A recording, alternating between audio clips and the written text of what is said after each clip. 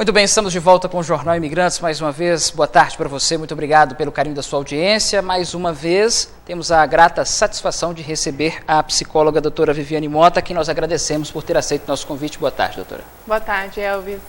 Bom, hoje nós vamos falar sobre a ansiedade, né? O corre-corre, a agitação do dia a dia, preocupação, contas a pagar, correria do dia a dia tem deixado as pessoas cada vez mais ansiosas, podemos dizer assim.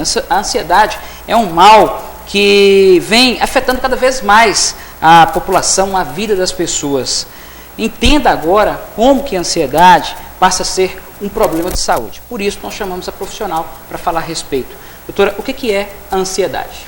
Bom, a ansiedade ele é um mecanismo de defesa do próprio organismo, é um mecanismo de sobrevivência, é um sinal de alerta que o nosso organismo nos aciona diante de uma situação de perigo, né? Então, nesse sentido, ele é um positivo, essa ansiedade normal. Ah, pois é. E quais são os sinais que nos mostram que a ansiedade deixou de ser normal e passou a ser, no caso, um problema de saúde? Então, como a ansiedade ela é uma reação natural do ser humano, né, nós reagimos em momentos de ansiedade quando estamos diante de uma situação inesperada, uma situação de certo desconforto. Agora, quando essa reação ela passa a ter um prejuízo, essa preocupação ela começa a ser aumentada, aí a gente está diante de uma situação de uma ansiedade mais patológica, que aí acaba tendo prejuízo na vida pessoal, profissional e social da pessoa. Agora, a ansiedade, essa pergunta está até fora aqui do nosso cronograma, ela pode causar outras coisas na pessoa, outros reflexos, principalmente no que diz respeito à situação corporal? Sim, como a ansiedade ela vai estar afetando tanto as reações fisiológicas, né, que é a questão da sudorese, que são os sintomas que a pessoa ansiosa ela acaba reagindo, ela pode despertar reações comportamentais da pessoa, que a gente pode estar lidando com transtornos, né, um transtorno de ansiedade generalizada, um transtorno de pânico. Então pode desencadear quando essa ansiedade ela passa a ficar aumentada, que é algo que já caracteriza como patológico. Isso aí entra nessa questão dos sintomas da ansiedade ou tem outros sintomas que também são característicos dessa situação?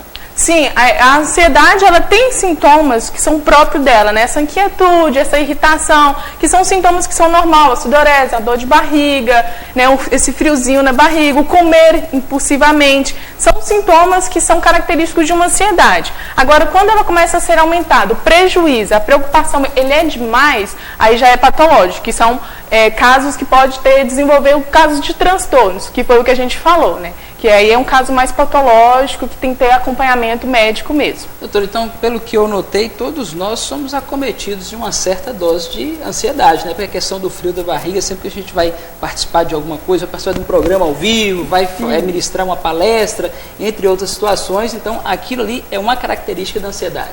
Sim, não tem como a gente falar que não temos ansiedade. Todo mundo tem um grau de ansiedade.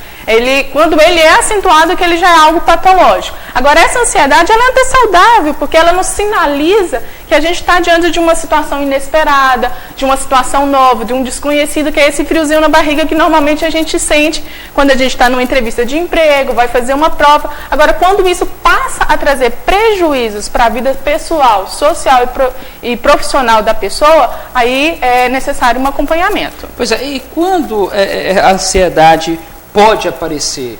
Quais são as situações? Ela pode aparecer em diversos momentos, né? Como eu falei, cada pessoa ela pode reagir de uma maneira diferente, né? Agora, a ansiedade ela aparece justamente diante dessa situação de lidar com o desconhecido, né? De querer controlar o incontrolável. Aí a ansiedade ela aparece. Agora, quando isso é demais, aí a questão do patológico ela vai estar aparecendo, de que a gente querer a todo momento controlar o que a gente não nos cabe controlar. Então a ansiedade ela vai aparecer de maneira diferente para cada pessoa. Vai então, variar mesmo, né? Varia de pessoa para pessoa. Pois é, agora nós vamos falar da parte em que a atuação da senhora entra em campo, né? A questão do tratamento. Tem tratamento? Como é que funciona esse tratamento? Sim, a ansiedade ela tem tratamento, né? Quando a gente fala do tratamento da ansiedade, a gente está falando de vários campos, tanto dessa ansiedade da pessoa começar com a observação, quando que a ansiedade, esses sintomas da ansiedade ele aparece, como eu tenho lidado com os acontecimentos do meu dia a dia, se eu tenho cuidado da minha alimentação, se eu tenho cuidado de fazer uma atividade física, cuidar da boa rotina. Esse já é um início de um tratamento. Falamos também da questão do acompanhamento psicológico e dependendo do caso, do grau de ansiedade da pessoa, aí já é recomendável o caso de uma medicação, que aí deve ser feito sob uma orientação de um médico especializado. Mas tem a cura propriamente dito, porque a gente fala em tratamento, ou seja, vai amenizar, vai tentar controlar a situação, mas e a cura? Não vai mais ser aquela pessoa ansiosa, não vai ter mais ansiedade? A cura a gente não fala, né? Como a gente você mesmo falou, né? Todo mundo tem um pouquinho de ansiedade em certo grau. Então a gente não fala da cura da ansiedade. A gente fala do controle da ansiedade, quando ela já é algo prejudicial, que ela já acaba afetando e comprometendo a vida da pessoa, trazendo prejuízo, a gente trabalha no controle. Aí através de uma psicoterapia, às vezes na introdução da medicação e também, principalmente, na qualidade de vida da pessoa, né, que é fundamental ter a qualidade de vida, controlando aí para que a pessoa possa estar administrando melhor essa ansiedade no dia a dia. Pois é, como a senhora lida com esse tipo de situação, eu queria saber, outro dia eu tive até com um telespectador, falou, você fica querendo saber dos pacientes choflotões, daqui a pouco você está perguntando até o nome dos pacientes lá, está divulgando, não é bem assim, só para a gente saber estatisticamente, né, como é que se encontra. Então, Flotando, a senhora recebe muitos casos para tratamento, acompanhamento? Sim, a ansiedade, hoje em dia, ela é algo que é muito comum, né? A gente tem que falar que é comum, mas não quer dizer que é algo banal, né? A gente não pode considerar algo que seja banal. A ansiedade, ela existe, agora, quando ela está no grau acentuado, ela é necessário sim, porque ela acaba se comprometendo a vida da pessoa, trazendo prejuízo, a pessoa ela começa a impedir de fazer algumas coisas, de deixar de ir numa entrevista de emprego, ou deixar de abordar uma companheira, uma namorada, por questão da ansiedade. Então, nesse sentido, ela é recomendável o acompanhamento, se tratar da ansiedade. Então, sim, aparece casos de ansiedade, não é caso de estar divulgando, não mas é importante as pessoas saberem que a ansiedade é algo, sim, que pode ser trabalhado, pode ser tratado e é recomendável, sim, buscar ajuda quando necessário. Senão seus pacientes vão te pegar, depois fica complicado, né? Tem uma telespectadora que, inclusive, quer saber se essa ansiedade faz cair o cabelo. Sim, a ansiedade em certo grau, né, quando ela começa a trazer os prejuízos, ela pode sim trazer a queda do cabelo, que aí já é o prejuízo da ansiedade, e aí nesse caso já é recomendável uma busca de um profissional, de um psicólogo, ou até mesmo de um psiquiatra, no caso, que aí vai trabalhar com a introdução de uma medicação para estar acompanhando o porquê dessa ansiedade, que aí já está afetando a pessoa